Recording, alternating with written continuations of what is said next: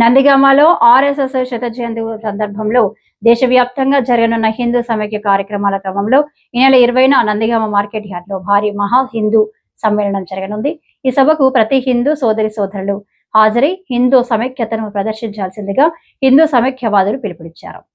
కమలానంద భారతి స్వామి, సుజనానంద స్వామి సహా అనేక ఆధ్యాత్మిక గురువులు, మేధావులు ఈ సభలో హాజరవుతున్నారు.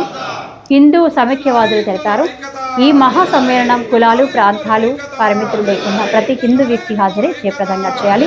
అదనంగా మినీ హిందూ సమ్మేళనాలు కూడా ఈ నెల 25 మాగల్లున, 1న చందర్లపాడు, 3న కోనామిపాలెంలో జరుగుతాయని ప్రకటించారు. ఈ కార్యక్రమాలు హిందూ మతస్థుల సమన్వయాన్ని ప్రదర్శిస్తూ దేశవ్యాప్తంగా అనేక ర్యాలీలు, కార్యక్రమాలతో కొనసాగుతాయని అధికారులు చెప్పారు.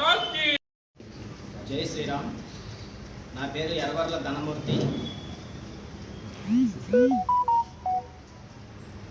సబ్ డివిజన్ ధర్మ ప్రచారంగా పనిచేస్తున్నాను. హిందూ సమాజం మేల్కొల్పాలి, అందరినీ కూడా సంఘటనా శక్తిగా కావాలి అంటే హిందూ బంధువులు అందరూ కూడా ఒకటిగా ఉండాలి. కావున అందరూ కూడా ఈ హిందూ బంధువులు అందరూ కూడా సంఘటితమై వేలాదిగా తరలి రావాలని ఒక శ్లోకంతో హిందవ సోదర సర్వే నహిందూ పతితో భవే మమ దీక్ష హిందూ రక్ష మమ మంత్ర సమానత. ఏ హిందువు పతితుడు కాదు, హిందూ ధర్మరక్షణయే నా దీక్ష. హిందువులందరూ కూడా ఐక్యంగా పోరాడి అందరం కూడా మన సమాజం యొక్క మన శక్తిని బలప్రదర్శించుకునేటువంటి రోజులు దగ్గరలో ఉన్నాయి. మన శక్తిని మనం చూపించాలంటే మొత్తం మనం బలప్రదర్శన చేయాలి. ఈ సమాజాన్ని మేల్కొల్పాలి, హిందువుని జాగృతి చేయాల్సిన అవసరం ఎంతో ఉంది.